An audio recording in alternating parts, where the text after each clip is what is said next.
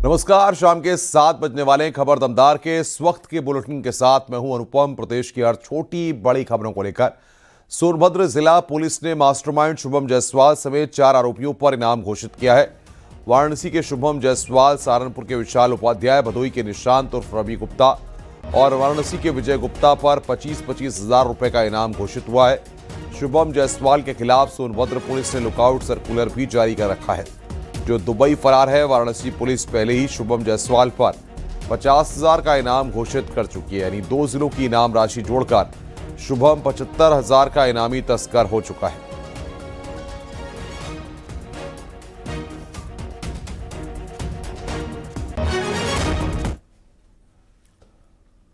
और बड़ी खबर लखनऊ से आ रही है। नगर निगम का समिट बिल्डिंग में छापा। Black brew king club house को सील किया गया है।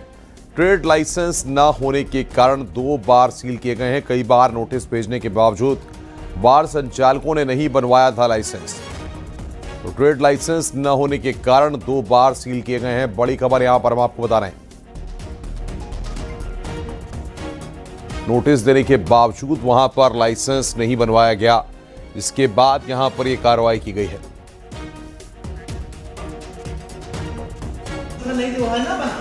नगर सेवा ज्यादा नहीं करना।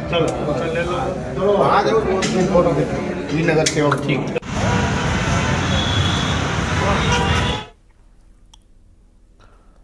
हरदोई पुलिस ने गंभीर अपराधों में जेल में बंद अभियुक्तों को गलत तरीके से जमानत दिलाने वाले एक पेशेवर जमानतदार गिरोह का पर्दाफाश किया है।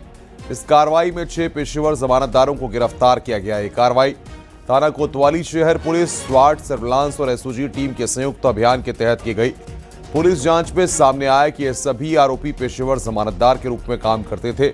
वे गंभीर मामलों में बंद अपराधियों की जमानत कराते थे, जिसके बाद संबंधित अभियुक्त अक्सर फरार हो जाते थे। जमानत के लिए कई मामलों में भू राजस्व दस्तावेज और फर्जी आधार कार्ड का इस्तेमाल करते थे।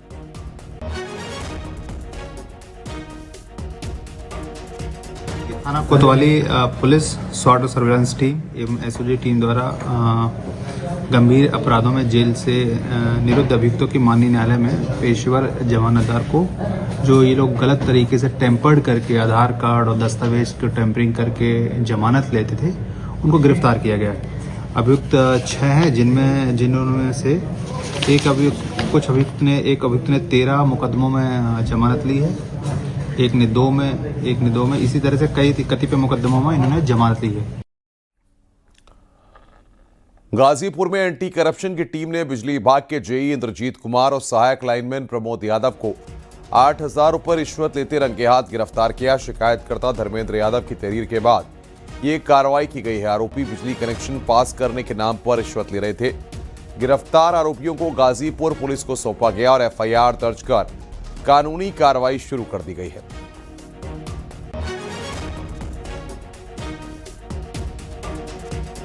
वहाँ अपने खेत में बोरिंग कराए थे सिंचाई के लिए, उसका विद्युत कनेक्शन मंजूर कराने के लिए ऑनलाइन आवेदन किए थे। तो जेई साहब के पोर्टल पर गया, जेई साहब सर्वे करने आए तो हमसे 4,000 रुपये की मांग किए, तो हम दे दिए। देने के बाद फिर बोले कि आपको और 15,000 देना पड़ेगा।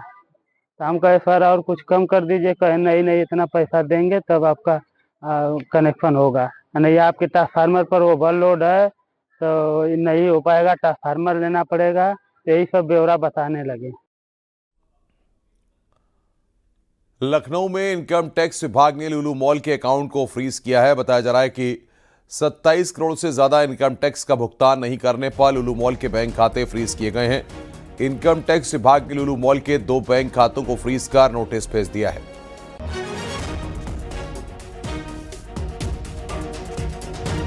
राजधानी लखनऊ के मशहूर लुलु मॉल के बैंक खातों को लखनऊ इनकम टैक्स विभाग ने फ्रीज कर दिया है। बताया जा रहा है 27 करोड़ रुपए से अधिक की इनकम टैक्स के बकाये को लेकर इनकम टैक्स विभाग ने ये कार्रवाई की है। इनकम टैक्स विभाग की ओर से लुलु मॉल को नोटिस जारी कर इस बात की जानकारी दे दी गई है। संभल में विवादित जामा मस्जिद के पास कब्रिस्तान की जमीन पर पैमाइश का काम पूरा हो गया है।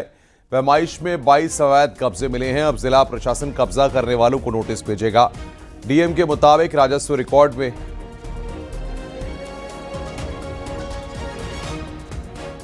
तो इस बीच यहां पर एक बड़ी खबर आ रही है जिसके बारे में हम आपको बता रहे हैं। एक्ट्रेस नुसरत भरूचा के खिलाफ फतवा। उज्जैन महाकालेश्वर के दर्शन करने पर यह फतवा जारी हुआ है। मौलाना शहाबुद्दीन रिजवी बरेलवी ने कहा है कि अल्लाह से माफी मांगकर कलमा पढ़ें। नुसरत भरूचा ने शरीयत के खिलाफ काम किया है। तो बड़ी खबर यहां पर हम आपको बता रहे हैं इस वक्त की। महाकाल मंदिर उज्जैन में नुसरत भरूचा ने जाकर के दर्शन किए, जल चढ़ाया और वहाँ मजहबी परंपराओं को निभाया। इन तमाम चीज़ों की इस्लाम इजाज़त नहीं देता है। उन पर शरीयत हुक्म लगाती है कि वो नुसरत भरूचा तौबा करें, इस्तिग़फ़ार पढ़ें और कलमा पढ़ें। उन्होंने इस्लाम के उसूलों के खिलाफ काम किया है। संभल में विवादित जामा मस्जिद के पास कब्रिस्तान की जमीन पर पैमाइश का काम पूरा हो गया है। पैमाइश में 22 अवैध कब्जे मिले हैं। अब जिला प्रशासन कब्जा करने वालों को नोटिस भेजेगा। डीएम के मुताबिक राजस्व रिकॉर्ड में पूरे गाटा नंबर में कोई निर्माण नहीं है। वहीं एसपी ने कहा है कि 22 जगह हैं जहां पर अतिक्रमण हुआ है और अगर ये जालसाजी होगी तो कार्रवाई की जाएगी।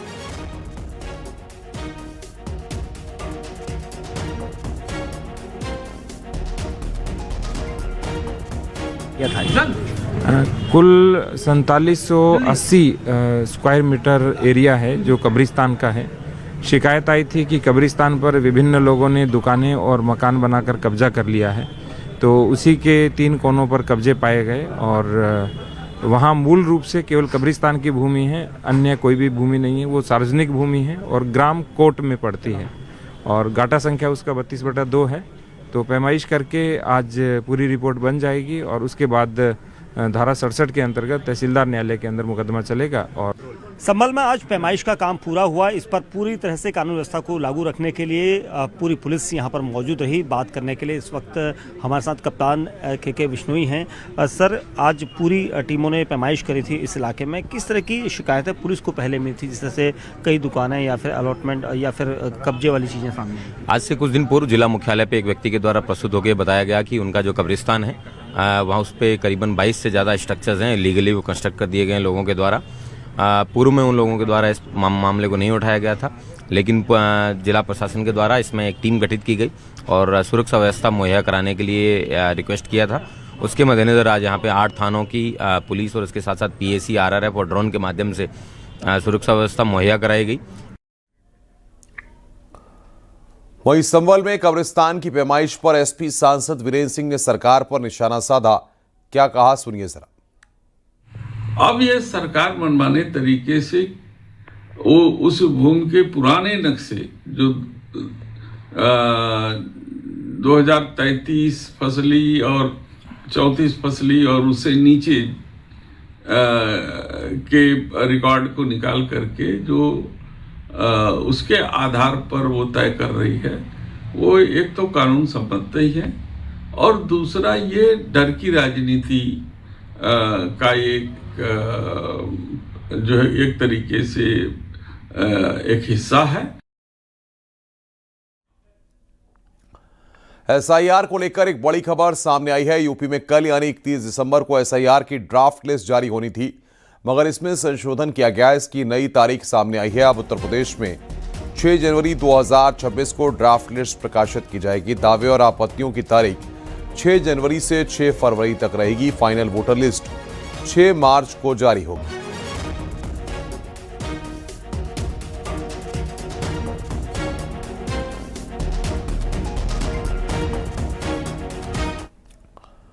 मुख्यमंत्री योगी आदित्यनाथ से मिले हैं यूपी बीजेपी के अध्यक्ष पंकज चौधरी। सीएम से मुलाकात की है पंकज चौधरी ने। यह तस्वीर इस वक्त हम आपको दिखा रहे हैं। बीजेपी की प्रदेश की कमान संभालने के बाद मुख्यमंत्री योगी आदित्यनाथ से यहां पर उनकी मुलाकात हुई है। यह तस्वीर हम आपको दिखा रहे हैं।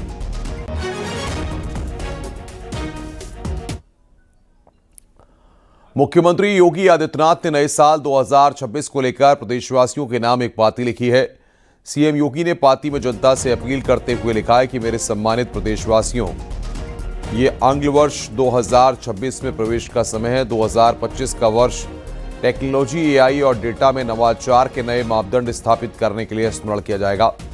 उत्तर प्रदेश भविष्योन्मुखी विकास के नए मानक गढ़ रहा है। प्रदेश में सुशासन के राज ने विश्व भर में ब्रांड यूपी को सशक्त किया है। उत्तर प्रदेश अब निवेशकों के विश्वास का राज्य बन गया है। मैं चाहूंगा कि मेरे युवा साथी साल 2026 के लिए एक विशेष संकल्प लें।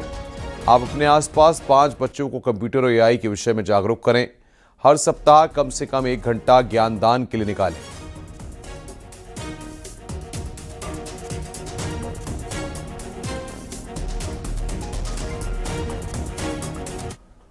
प्रधानमंत्री नरेंद्र मोदी ने 2025 में सरकार द्वारा किए गए काम को लेकर एक्स पर पोस्ट किया, जिसमें उन्होंने लिखा है कि भारत रिफॉर्म एक्सप्रेस पर सवार हो गया है। सुधार अब लगातार राष्ट्रीय मिशन।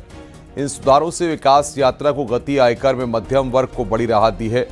विकसित भारत की ओर मजबूत कोशिशें, विश्व स्तर पर भारत की अलग पहचान। जीएसटी सुधारों से आम आदमी को राहत। महिलाओं की भागीदारी पर जोर। काम के दिन 100 से बढ़कर 125 हुए। गांव का विकास। आय बढ़ाने पर जोर। 29 श्रम कानूनों को 4 कोड में बदला।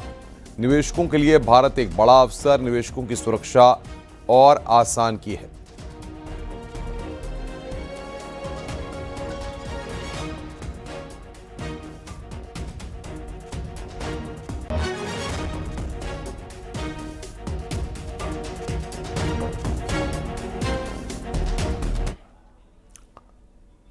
प्रयागराज के डीएम मनीष कुमार वर्मा ने माघ मेले की तैयारियों के दौरान सतुआ बाबा के शिविर में खुद चूल्हे पर रोटी सेकी थी। इसका वीडियो वायरल है, जिसको लेकर अखिलेश यादव ने एक्स पर पोस्ट कर डीएम पर निशाना साधा। उन्होंने पोस्ट में लिखा कि स्थानीय माननीय को सलाह, रोटी तो जमीन पर बैठकर बना ली, लेकिन खिलाते समय आधी रोटी स्टूल पर बैठकर खिलाइएगा। पद का इतना सम्मान तो होना ही चाहिए। भले और कोई करे या न करे, आपका दायित्व तो बनता ही है।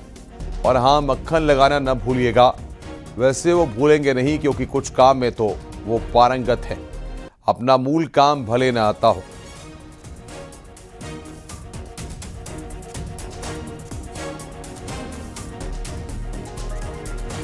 तो यहां पर अखिलेश यादव ने यहां पर सलाह दी है और इस बात को लेकर पोस्ट किया है उन्होंने, माननीय को सलाह।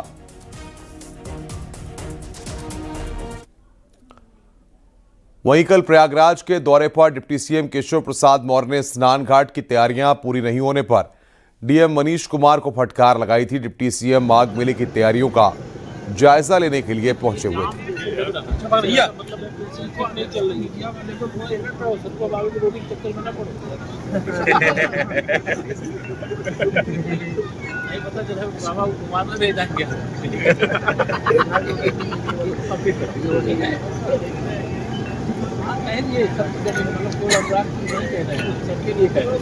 कोई भी जो भी संस्था ये कोई डिले ना किया जाए।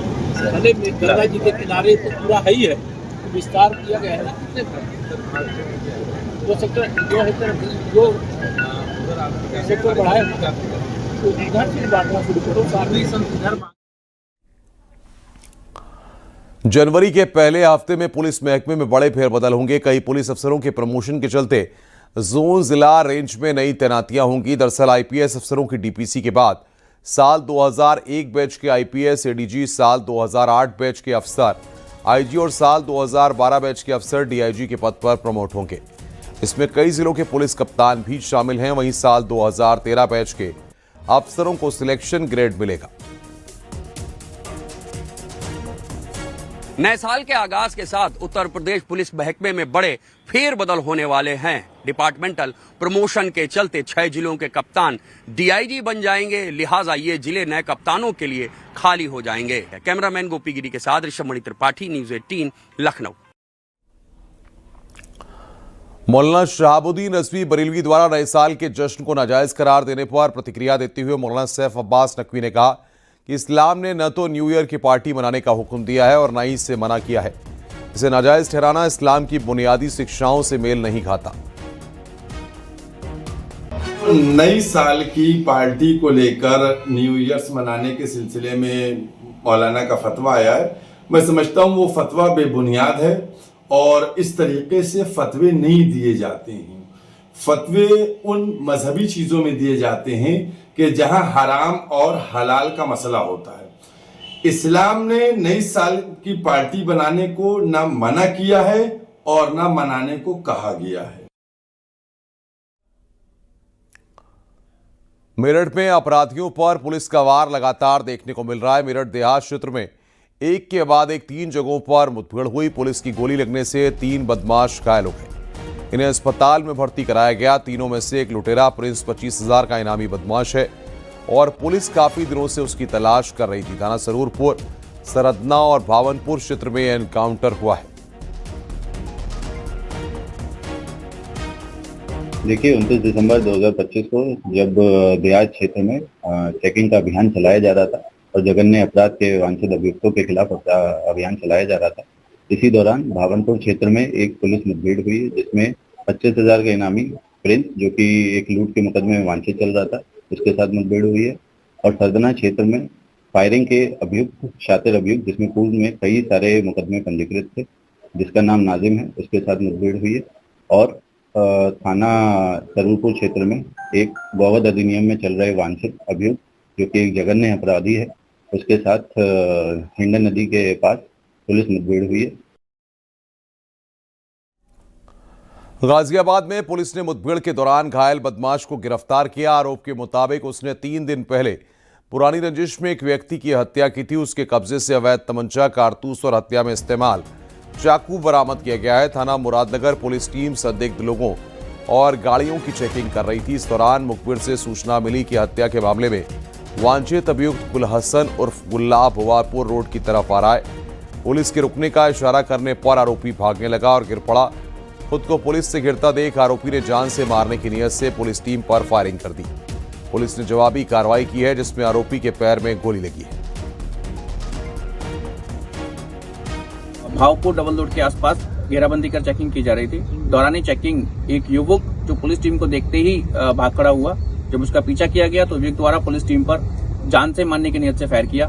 जवाबी प्रतीक्षा में हुई फायरिंग में युवक के पैर में गोली लगी है, जिसकी पहचान गुलसन उर्फ गुल्लू पुत्र जमीलुद्दीन के रूप में हुई है। युवक के पास से एक अदद अवैध तमंचा 315 बोर, एक अदद खोखा कारतूस 315 बोर, एक अदद जिंदा कारतूस 315 बोर और एक चाकू बरामद हुआ है, जो हत्या में प्रयुक्त था। उक्त युवक थाना मुरादनगर पर पंजीकृत 655/25 हत्या के अभियोग से संबंधित वांछित है। खबर ललितपुर से है, जहां पर जुआरियों का खुलेआम जुआ खेलते हुए वीडियो वायरल हो रहा है। वायरल वीडियो मेहरौनी क्षेत्र के अंडेला का बताया जा रहा है। एसपी ने वीडियो का संज्ञान लेते हुए पुलिस को जुआरियों के खिलाफ सख्त कार्रवाई के निर्देश दिए हैं।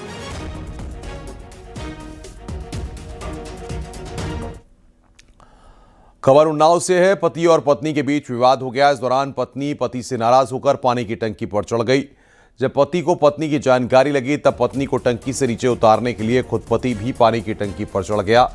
अचानक मधुमक्खियों के झुंड ने महिला पर हमला कर दिया। स्थानीय लोगों की मदद से दोनों को सुरक्षित पानी की टंकी से उतारा गया और घायल महिला को इलाज के लिए अस्पताल में भर्ती कराया गया है।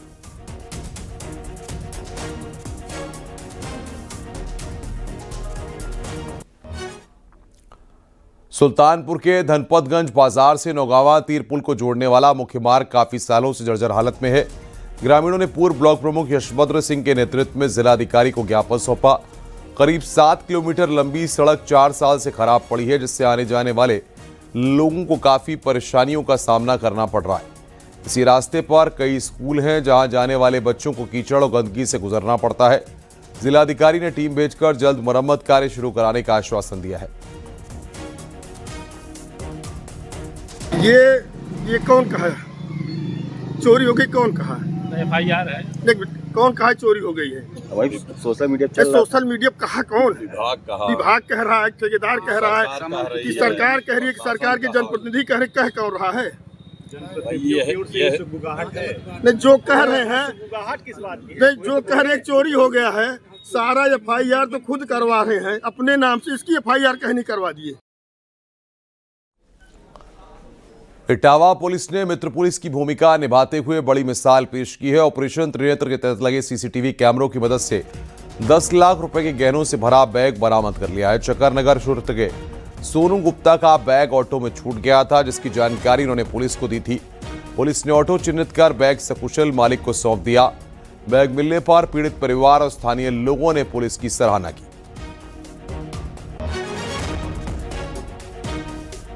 श्री सोनू गुप्ता निवासी ग्राम गोहानी थाना चकरनगर ने थाना चकरनगर पर सूचना दी कि अपनी पत्नी के साथ ऑटो से यात्रा के दौरान उनका बैग, जिसमें 10 लाख रुपए के जेवरात, कैश व अन्य सामान था, वह ऑटो में भूल गए हैं। सूचना पर थाना चकरनगर पुलिस द्वारा त्वरित कार्रवाई करते हुए ऑपरेशन त्रिनेत्र के अंतर्गत सीसीटीवी कैमरों की मदद से व चकरनगर चौराहे पर ऑटो चालकों से पूछताछ कर उक्त ऑटो को ट्रेस करते हुए बैग को सकुशल बरामद किया गया। बैग का सामान व उसमें रखे हुए लगभग 10 लाख के जेवरात व कैश को सोनू गुप्ता व उनकी पत्नी को सकुशल सुपुर्द किया गया। लखनऊ से खबर है, युवक की बेरहमी से हत्या की गई है। चेहरा कूचकर शव नहर किनारे झाड़ियों में फेंका गया है। कल देर शाम से गायब था मृतक युवक। आज सुबह दर्ज कराई गई थी गुमशुदगी की रिपोर्ट। पुलिस मामले की जांच पड़ताल में जुटी हुई है। बड़ी खबर यहां पर बता रहे हैं, चेहरा कूचकर शव झाड़ियों में फेंका गया। पुलिस मामले की जांच में जुटी हुई है। तो लखनऊ से खबर, युवक की बेरहमी से हत्या की गई है। तो इनसे बात हुआ था, तो उनका कहना है कि ये बाहर अपना दोस्त के साथ घूमने जा रहे हैं। जब उसके बाद 8 बजे के आसपास इनका लास्ट बात हुआ था, उसके बाद मोबाइल बंद हुआ था। तुरंत ही अभी टेक्निकल टीम और सर्वेलेंस टीम, मैनुअल टीम काम करेगी इसमें और तुरंत ही हम इसका। सर, कल गुमशुदगी क्या घर वालों ने दर्ज कराई थी? गुमशुदगी इसमें दर्ज की गई है आज सुबह, जब इनका पापा रवि मोहम्मद ने आके सूचना दिया तो तुरंत ही गुमशुदगी दर्ज की गई है। और उसके बाद जो सूचना मिली है तो जब शिनाख्त किया गया तो उसी का। परिजनों ने किसी पर कोई आरोप लगाया हो? अभी तुरंत अग्रिम कार्रवाई। सर, शव पे क्या कुछ निशान है, किस तरह से क्या लग रहा है? कुछ गंभीर चोट है, उसका मुंह पे और इसका सर के ऊपर। दिल्ली में भी अब अतिक्रमण के खिलाफ यूपी सरकार का एक्शन देखने को मिलेगा। राजधानी दिल्ली के उखला विधानसभा क्षेत्र के आली और सैदाबाद गांव इलाके में अतिक्रमण को लेकर कार्रवाई चल रही है। यहां यूपी सिंचाई विभाग की जमीन पर अतिक्रमण होने का मामला सामने आया है। इसी को लेकर विभाग की टीम ने इलाके में मौजूद करीब 350 घरों और मकानों को सीज कर दिया है। अब तक 65 घरों को सील करने की कार्रवाई की गई है। 13 जनवरी को दिल्ली के साकेत कोर्ट में मामले की सुनवाई होगी। दिल्ली में अब तक यूपी सिंचाई विभाग की 379 में 371 एकड़ जमीन अतिक्रमण से मुक्त कराई गई है। अतिक्रमण के खिलाफ यूपी सरकार का एक्शन जारी है। मैं जहां इस समय मौजूद हूं वो दिल्ली का औली गांव है, जहां पर उत्तर प्रदेश की सिंचाई विभाग की बड़ी जमीन थी। करीब 379 एकड़ सिंचाई विभाग की जमीन ऐसी है दिल्ली में जहां पर अतिक्रमण किया गया है। लिहाजा अभी तक तमाम कोर्ट में इस मामले की सुनवाई हुई, यानी कि डिस्ट्रिक्ट कोर्ट से लेकर सुप्रीम कोर्ट तक ये मामला चला और सुप्रीम कोर्ट से सिंचाई विभाग को राहत मिली और जमीन को खाली कराने के निर्देश दिए गए हैं। आजमगढ़ से खबर है, कफ सिरप मामले में फरार विपेंद्र सिंह पर इनाम। आरोपी विपेंद्र सिंह पर 25,000 का इनाम घोषित किया गया है। 4 दिसंबर 2025 को एफआईआर दर्ज हुई थी। तो आरोपी विपेंद्र सिंह पर 25,000 रुपए का इनाम घोषित किया गया है।